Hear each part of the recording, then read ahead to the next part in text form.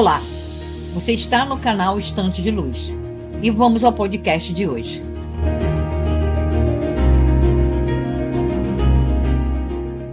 Bem-vindos a esta nossa conversa.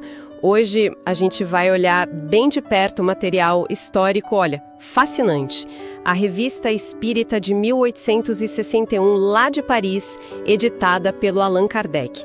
É quase como ouvir as discussões da época, sentir a energia de um movimento espiritual nascendo, sabe?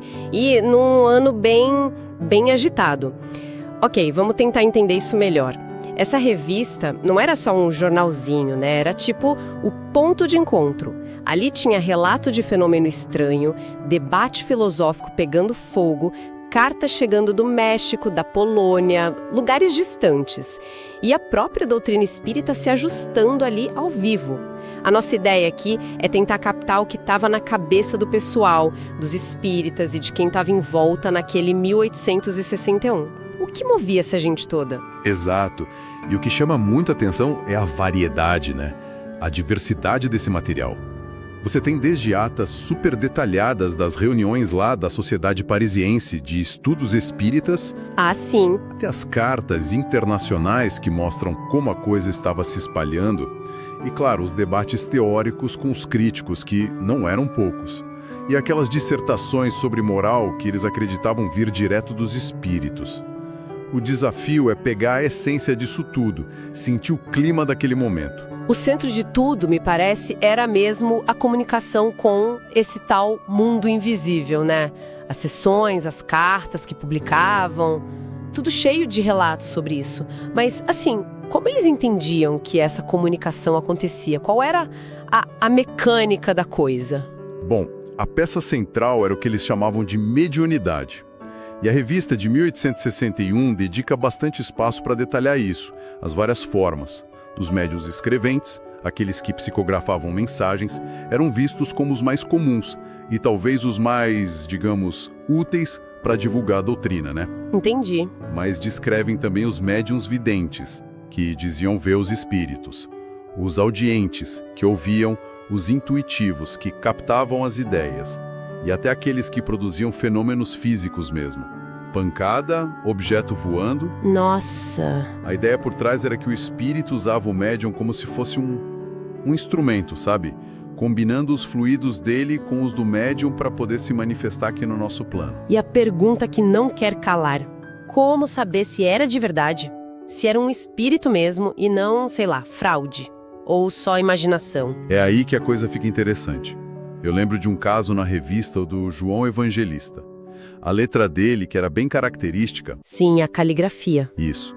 Teria sido reproduzida por médiuns diferentes, que nem se conheciam. Eles buscavam esse tipo de prova quase forense, né? Mas isso não devia resolver tudo, imagino? De jeito nenhum.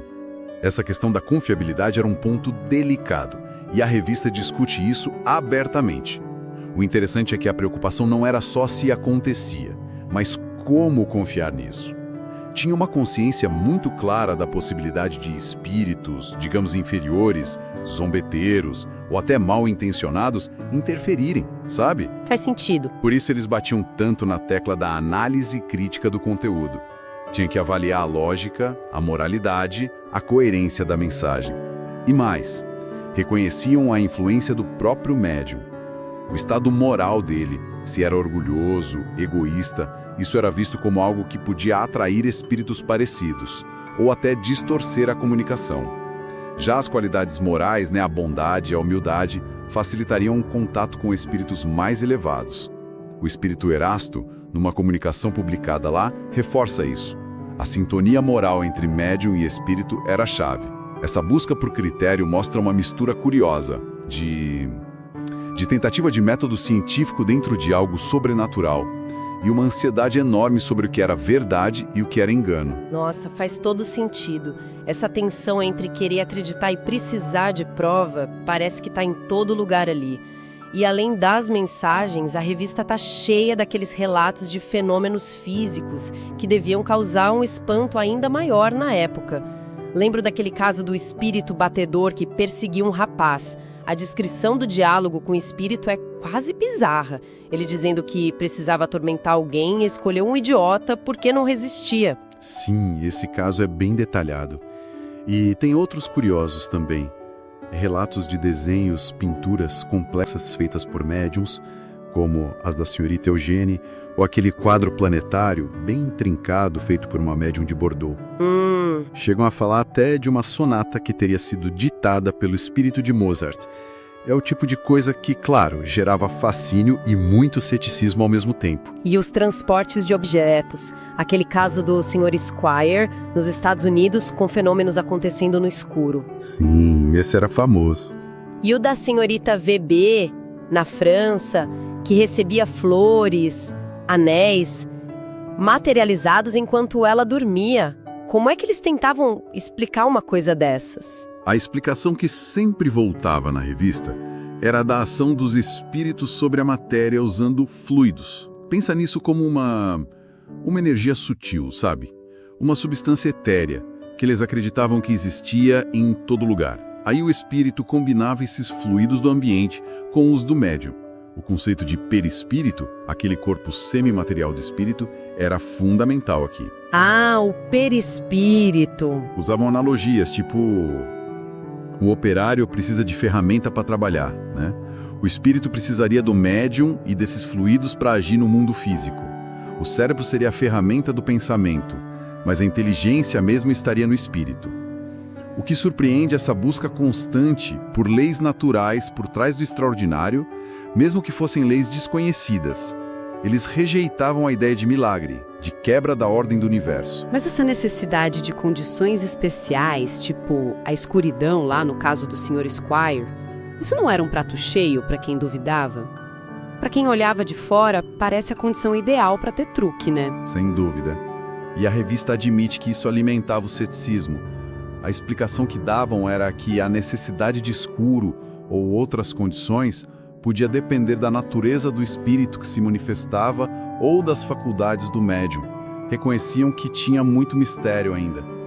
Mas é curioso que, ao mesmo tempo, eles tendiam a classificar esses espíritos que faziam efeitos físicos mais chamativos como sendo de ordem inferior. Ah, é? Sim, chegam a chamar de saltimbancos do mundo invisível.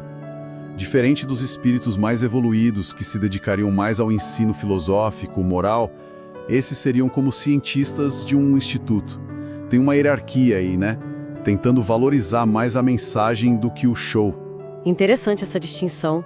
Então, falando da mensagem, qual era a ideia central da doutrina espírita sobre o que acontece depois da morte? Pelo que a gente vê em 1861, o que eles estavam construindo ali? Olha, o pilar era a sobrevivência da alma, que eles chamavam de espírito. Depois que o corpo morria, o espírito não ia para um céu ou inferno final, não. Ele entrava num estado que chamavam de erraticidade. Erraticidade. Seria um tempo no mundo espiritual que podia durar muito ou pouco, esperando uma nova reencarnação para continuar aprendendo. E nesse estado, muitos espíritos ficavam perto de quem eles amavam aqui na Terra, mantendo os afetos e, às vezes, as raivas também. A felicidade ou o sofrimento lá não vinham de um julgamento externo, mas da própria consciência do espírito.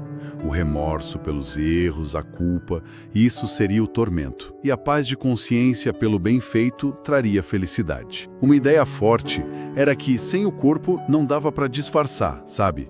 A verdadeira natureza de cada um ficava clara, e a reencarnação entrava como uma lei da natureza mesmo, necessária para o progresso, para reparar erros de vidas passadas. A perda da memória dessas vidas, quando a gente reencarna, não era vista como falha, mas como uma bênção, para poder enfrentar as novas provas sem o peso do passado. O livre-arbítrio era a chave de tudo, né?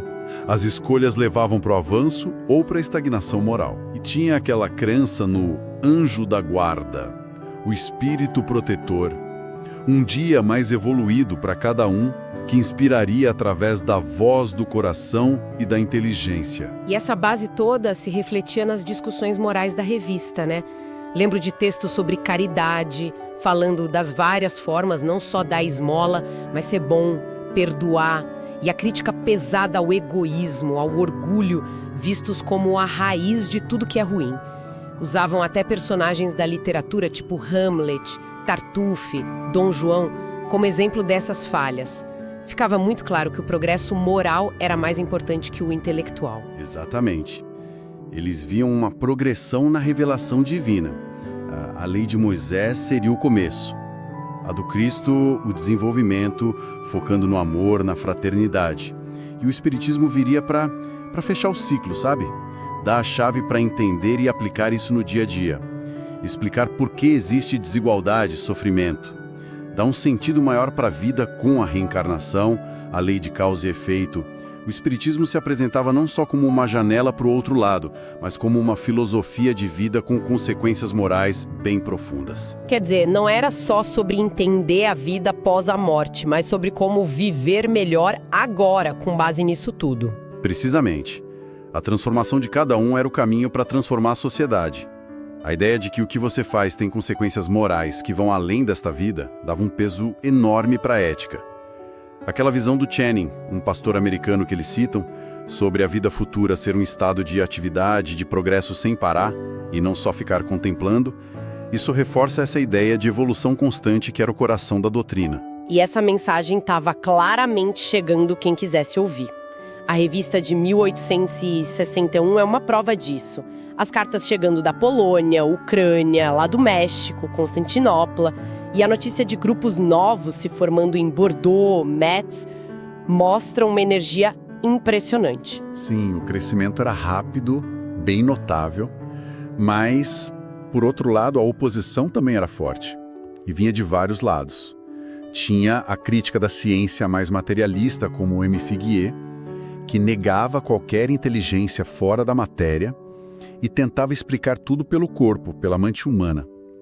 E é interessante que o Kardec, em vez de esconder, recomendava ler os livros dos opositores, como o do Figuier, para conhecer os argumentos e poder debater, sabe? Astuta. Do lado da religião oficial, gente como o Marquês de Mirville via demônios em tudo. E essa visão também tinha apoio.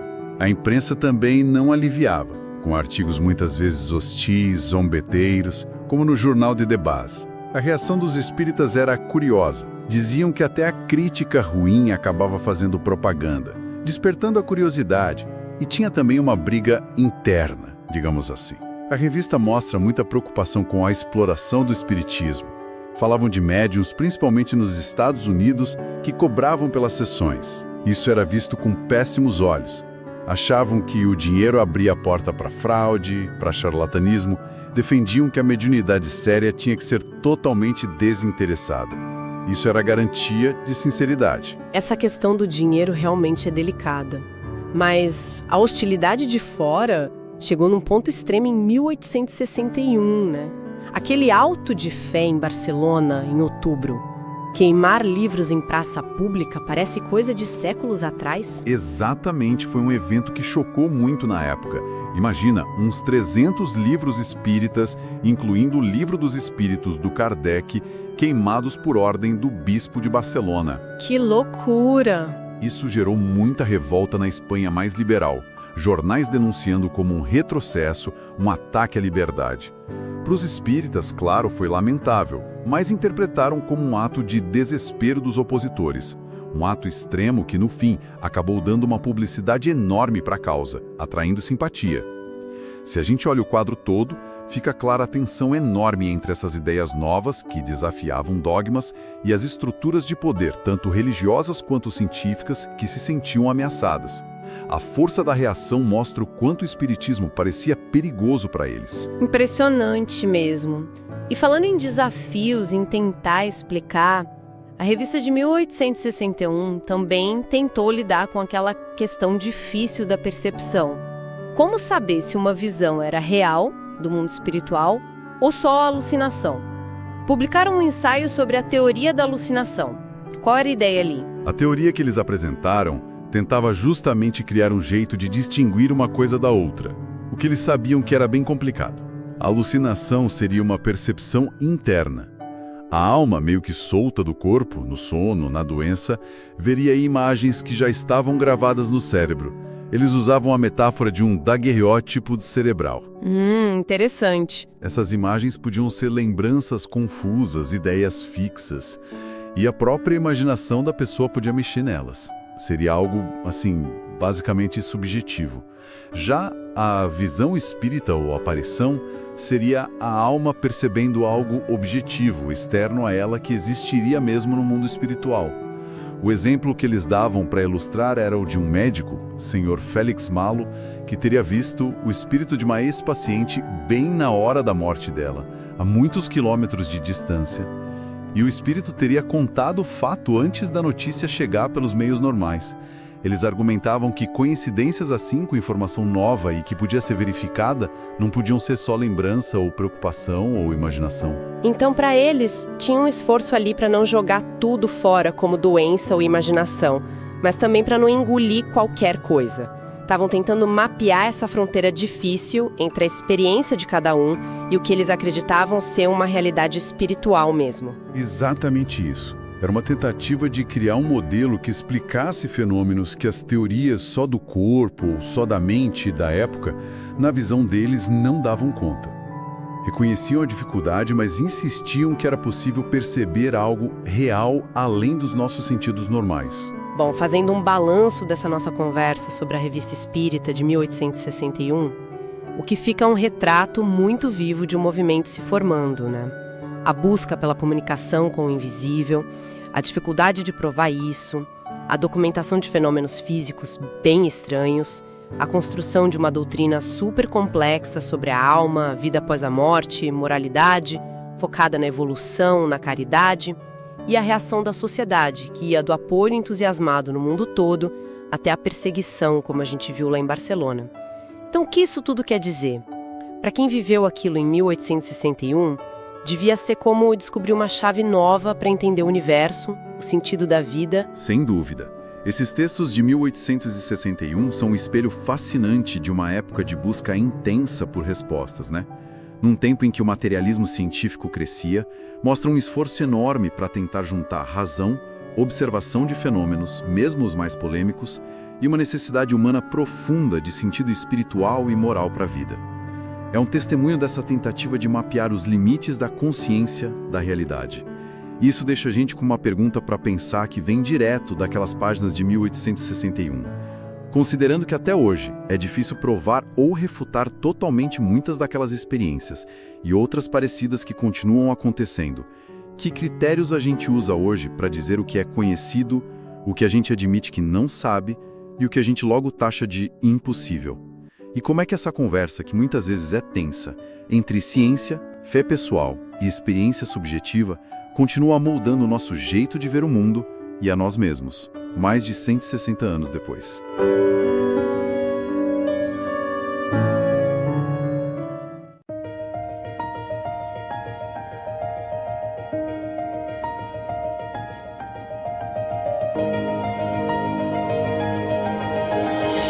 Esse podcast é organizado pelo canal Estante de Luz e formatado através da IA Notebook LM.